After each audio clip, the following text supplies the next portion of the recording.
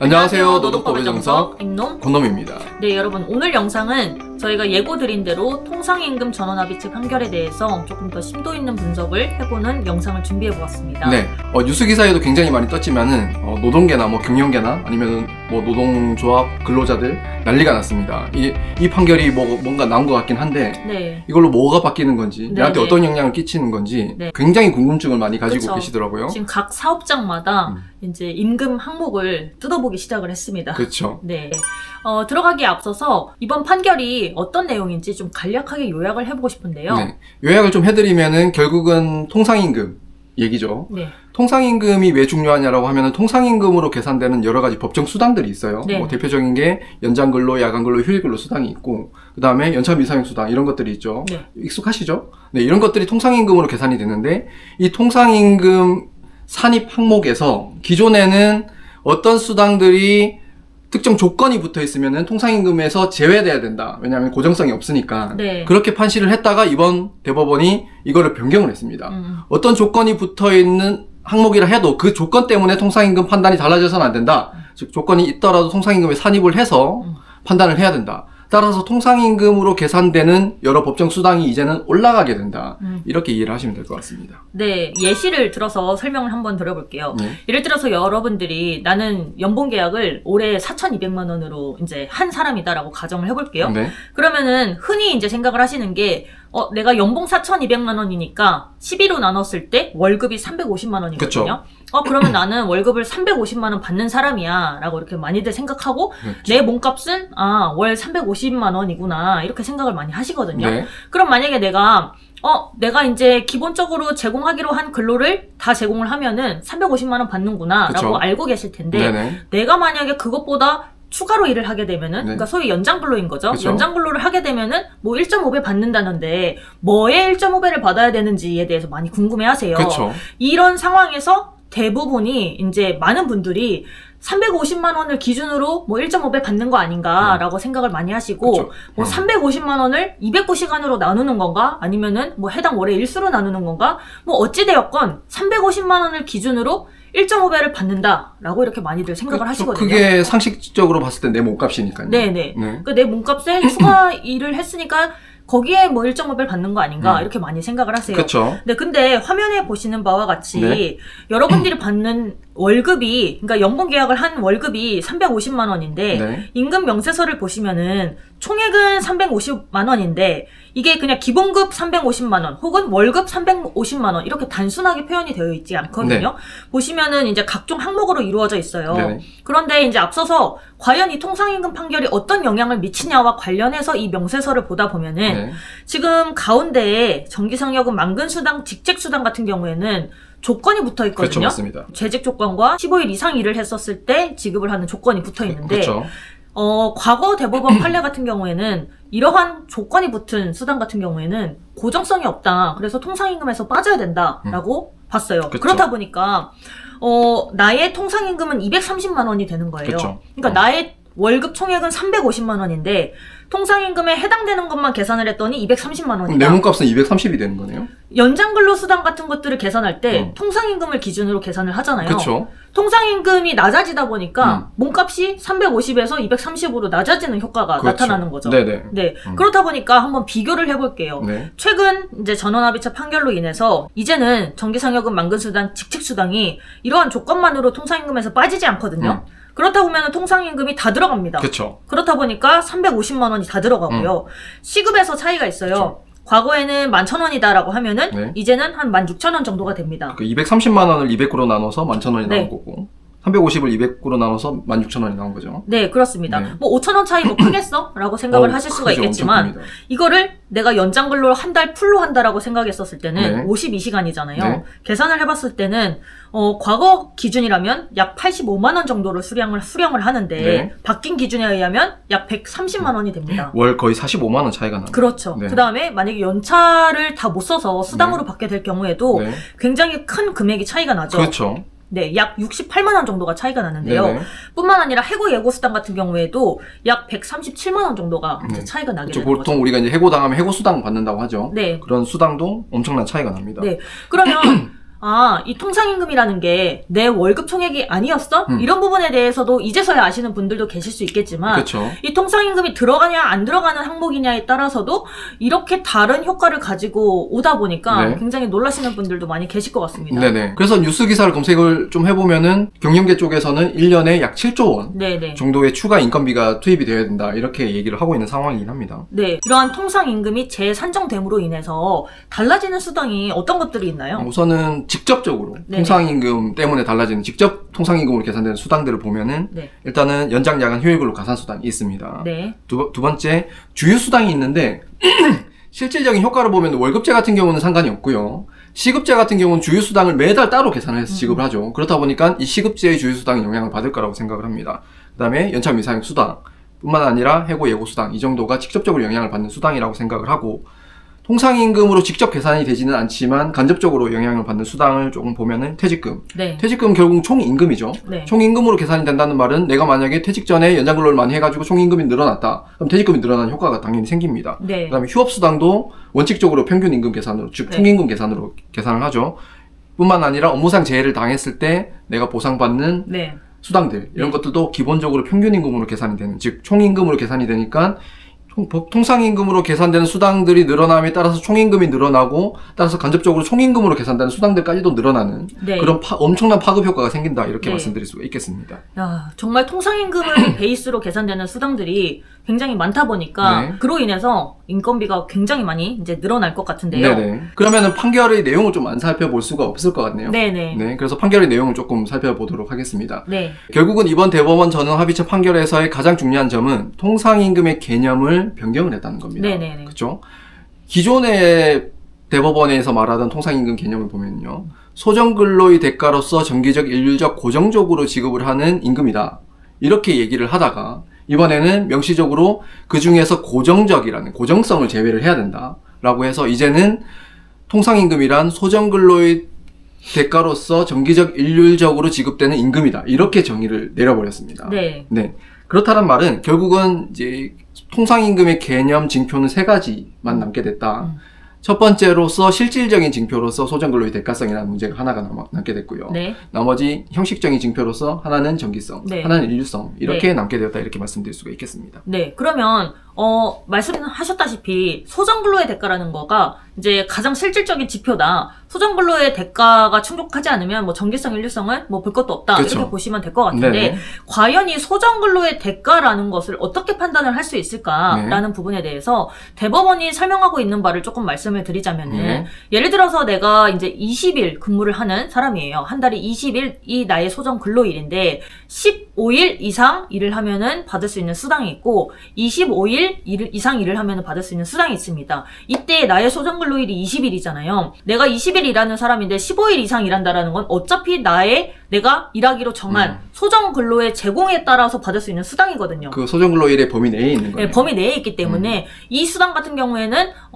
통상임금에 해당이 된다. 소정근로의 대가로 본다라는 거죠. 하지만 25일 이상 일을 했었을 때 지급하는 수당 같은 경우에는 소정근로일을 초과하는 거잖아요. 네. 소정근로 시간을 초과하는 대가이기 때문에 그 경우에는 이제 통상임금에 해당이 되지 않는다. 라고 보고 있습니다. 네. 뿐만 아니라 내가 이제 소정근로를 제공하기만 하면은 지급받는 수당이 아니라 예를 들어서 내가 뭐 추가적인 성과를 내야 된다던가 아니면은 어떠한 평가 결과를 받아야 된다던가 이럴 경우에는 소정근로의 대가와 무관하기 때문에 이거는 통상임금에 해당되지 않는다. 뭐 예를 들어 성과급 같은 게 있겠죠. 그쵸. 뭐 구체적인 기준은 다 다르겠지만 네. 이러한 소정근로의 대가로 볼 수 있는 수당이냐 아니냐라는 부분에 따라서 통상임금에 해당이 되냐 안 되냐라고 크게 주기가 나눠진다라고 보시면 될 것 같습니다. 네. 그 다음에 이제 정기성과 일률성이라는 거에 대해서도 간단하게 말씀을 드려볼 텐데 네. 정기성이라는 거는 이제 지급 주기가 정기적이다라는 거예요. 이 정기적이라는 게 매달일 필요는 없고 예를 들어서 1개월을 초과하는 기간으로 정해져 있다 하더라도 이게 정기적이다라고 볼 수 있으면은 그건 정기성을 갖췄다라고 볼 수 있는 거죠. 네. 그래서 예를 들어서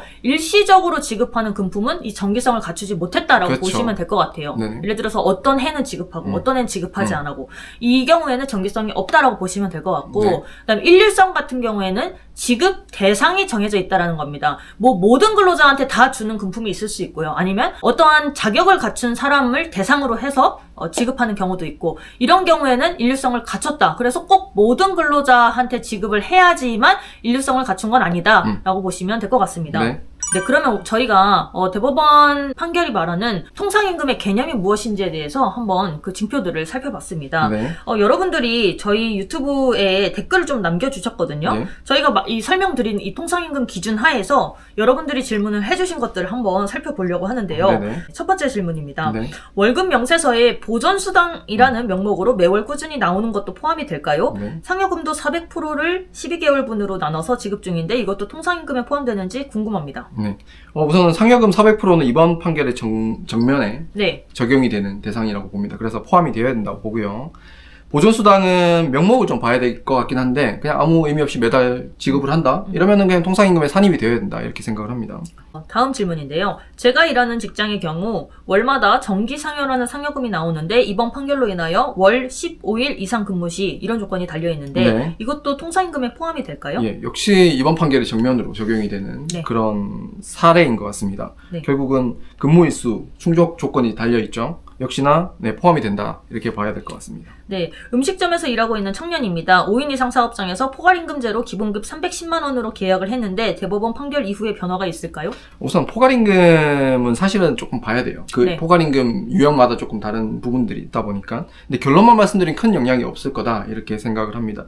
왜냐면은 결론적으로 포괄임금제라는 거는 일정 금액을 미리 시간의 수당으로 지급을 하고 있고 실제 받아야 되는 금액이 그것보다 큰 경우에 추가로 받을 수 있는 건데 그런 경우가 아니라고 하면은 크게 영향이 없다 이렇게 생각을 하고 있습니다. 네, 다음 질문인데요. 만근 기준 매달 상여금을 지급해주는데 이것도 통상임금으로 들어가야 하는 부분인 건가요? 네. 기존에는 상여금 따로 기본급 따로 진행을 했습니다. 예, 역시나 이번 판결의 이번 판결이 취지가 정면으로 적용이 되는 그런 네. 케이스 같습니다. 포함이 되어야 될 것 같다 이렇게 보입니다. 네, 명절 휴가비 통상임금 포함되는 건가요? 예, 역시나 우리가 이제 보통 명절 휴가비는 명절 때마다 지급을 하는 네. 명절 때마다 명절 휴가비를 지급하는 그날에 재직 중인 네. 사람한테만 지급이 되다 보니까 보통 재직 조건이 붙어 있다라고 하죠. 네네. 그렇다 보니까 기존에는 당연히 통상임금이 아니다라고 생각을 했는데 네. 그 조건 때문에 이제는 통상임금성을 부정을 할 수 없다는 건 명확해졌습니다. 네네. 그렇죠. 하지만 허들이 하나 더 남아 있습니다. 가장 본질적인 문제는 이게 소정근로의 대가냐라는 네네. 부분인 거죠. 그러면은 뭐 예를 들면은 그 회사가 정말 여러분하고 계약을 할 때 우리가 떡값 명목으로 명절 때마다 얼마씩 줄게 그걸로 명절 잘 세고 와라라는 네. 취지로 만약에 지급을 했다라고 하면은 이거는 근로를 제공하는 소정근로를 제공하는 대가로 지급을 하는 건 아니겠죠. 네. 그런 경우에는 소정근로의 대가성이 없으니까 통상임금이 아닐 거고 하지만 그냥 명목상으로 명절 상여금이라 붙여놓고 합의를 하기에 당신이 근로를 하는 대가, 소정근로의 대가로 지급을 하지만은 명목상 그렇게 붙인 거다라고 해석이 됐을 때는 통상임금에 포함이 되어야 되지 않나 이렇게 생각을 합니다.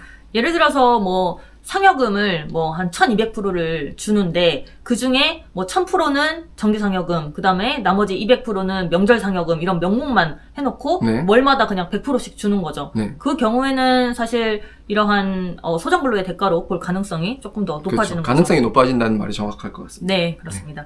네, 성과급도 포함이 되나요? 네, 앞에서 이제 임노음이 설명을 했지만 네, 결론적으로 성과급이라는 것 자체가 소정근로를 제공을 하기만 하면 받는 게 아니죠. 네, 네.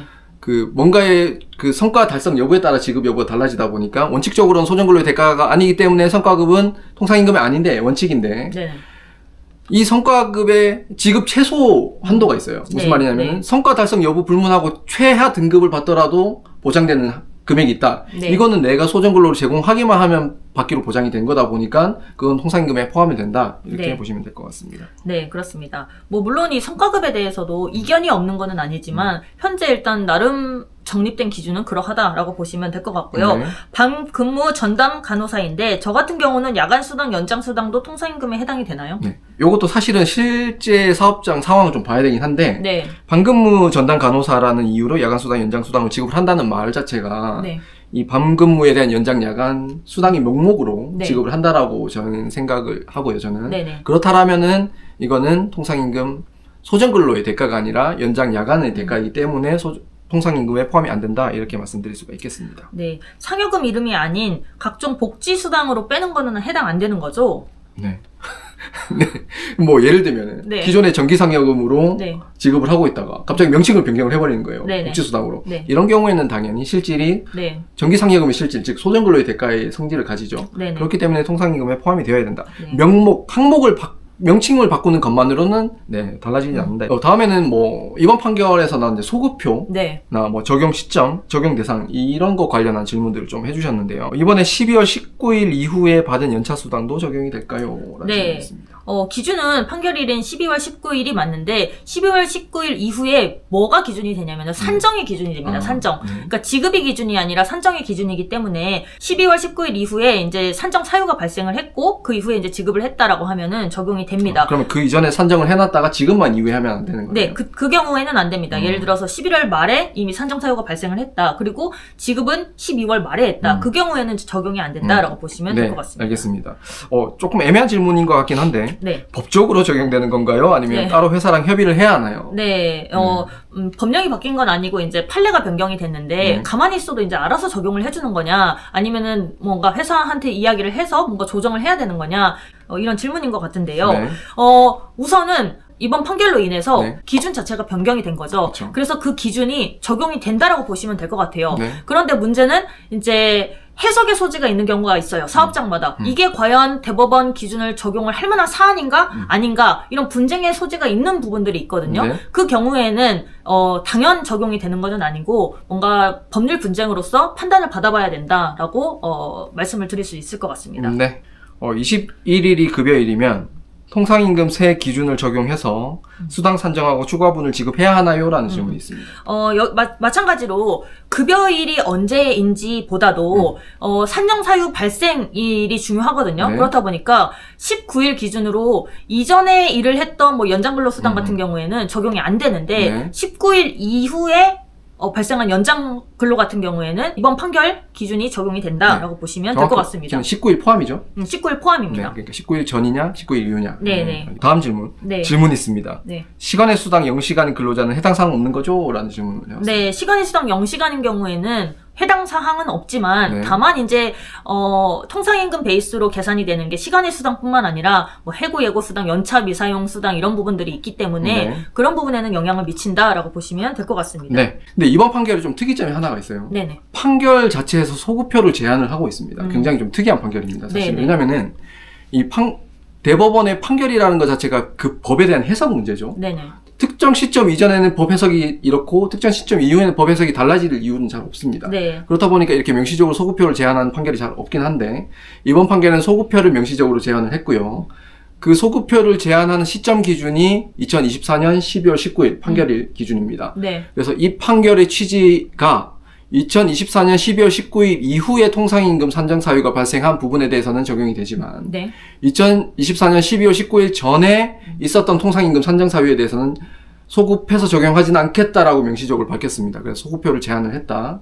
이렇게 말씀을 드릴 수가 있고 다만 예외적으로 2024년 12월 19일 이전에 소송을 제기한 건이 있다. 네. 즉 현재 계류 중이겠죠. 네네. 그런 경우에는 그때는 소급표가 당연히 적용이 된다. 이렇게 반시를 했습니다. 그다음에 이제 정말 마지막으로 여전히 해결되지 않은 문제들이 있어서 저희가 그런 점에 대해서는 조금 의견을 말씀을 드려볼까 해요. 네. 우선 첫 번째로 이번 판결을 통해서 저희가 이제 통상임금의 개념, 징표 중에서 이제 고정성이 빠졌다라는 걸 알 수가 있었는데 네. 과연 이러한 재직 조건이 회사랑 근로자랑 이렇게 협의를 해서 정한 이 조건을 과연 무효로 볼 수 있는가와 관련해서는 판결문을 통해서는 명시적으로 표현된 것은 없었다라는 네. 것이 조금 아쉬운 점인데요. 명확하게 판단을 내리진 않은 것 같습니다. 네. 사실은 이번 대법원 전원합의체 판결의 원심 네네. 판결에서는 그 재직 조건의 유효성 자체를 정면으로 다뤘습니다. 네네. 재직 조건은 유효하지 않다.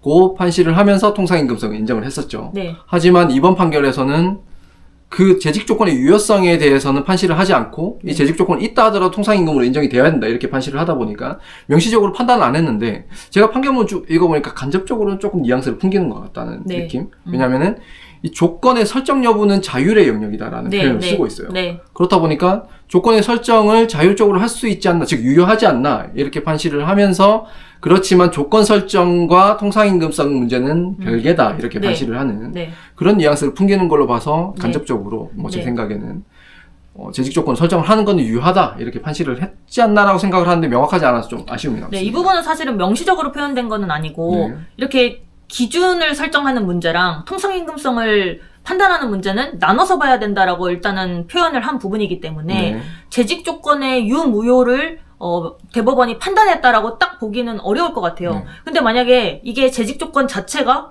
무효다라고 판단을 했었을 때는 네. 결과가 좀 어떻게 달라지나요? 통상임금성 판단은 역시나 인정이 되는 그 결과는 통상임금성에 관한 결과는 달라지지 않고요. 네네. 조금 더 파급 효과가 생겨버립니다. 예를 네. 들면 재직 조건이라는 게 지급일 당시 재직한 사람한테만 지급을 하는 조건이죠. 네네. 뭐 전기상여금. 네, 뭐 부지급 조건인 거죠. 그쵸. 네. 전기상여금을 받으려면은 임금 지급일에 재직해야 된다. 네네네. 라고 하고 있다 보니까 중도퇴사자들. 네네. 그렇죠. 임금 지급일에 재직하고 있지 않다. 그 사람들한테는 지금까지 지급을 해오지 않았는데 네. 재직 조건이 유효하다는 전제에서. 네. 근데 재직 조건이 무효라고 해버리면은 중도퇴사자, 즉 임금 지급 기일에 재직하지 않고 있다 하더라도 지급을 해야 되는 네. 그런 또 재계에서는 추가적인 재원이 필요한 그런 네. 상황으로 갈 수도 있습니다. 네, 그러한 엄청난 더 파급 효과가 있을 수가 있겠네요. 네. 네, 다음으로는 저희가 이제 생각하는 두 번째 해결되지 않은 난제는 능력과 성과 조건인데요. 그렇죠. 사실 성과급에서도 잠시 말씀을 드렸지만 네.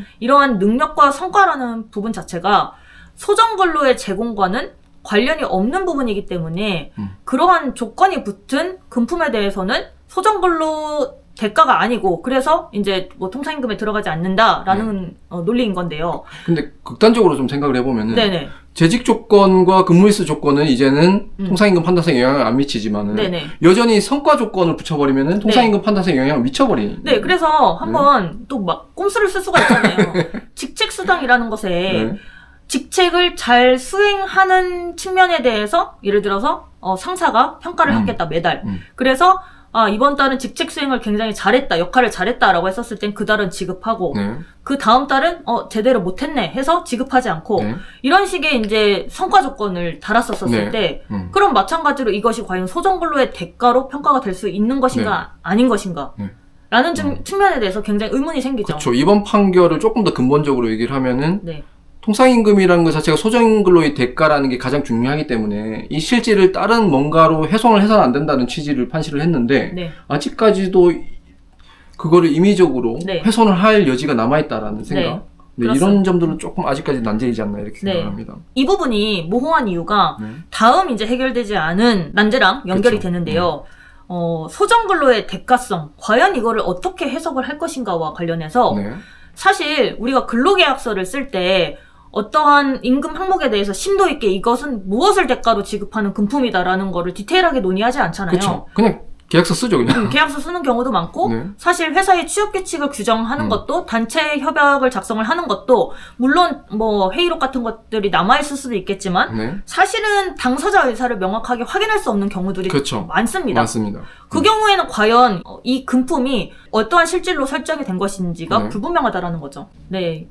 여러 가지 저희가 해결되지 않는 숙제들을 괜히 여러분들한테 말씀을 드린 게 아닌가 싶기도 하지만 네. 그럼에도 뭐 이번 판결로 인해서 저희가 뭐 이렇게 고민을 하던 부분들이 한 반 정도는 해결이 되지 않았나라는 생각이 들기도 합니다. 네. 기존의 그 재직 조건 또는 근무일수 달성 조건 이런 것들로 그냥 스킬적이죠. 스킬적으로 통상임금을 왔다 갔다 이렇게 좌지우지했던 그런 부분들이 이제는 없어진다는 부분에 있어서는 굉장히 의미 있는 판결이다. 네. 이렇게 생각을 하고 있습니다. 네. 그럼 오늘도 유익한 영상 되셨기를 바랍니다. 감사합니다. 감사합니다.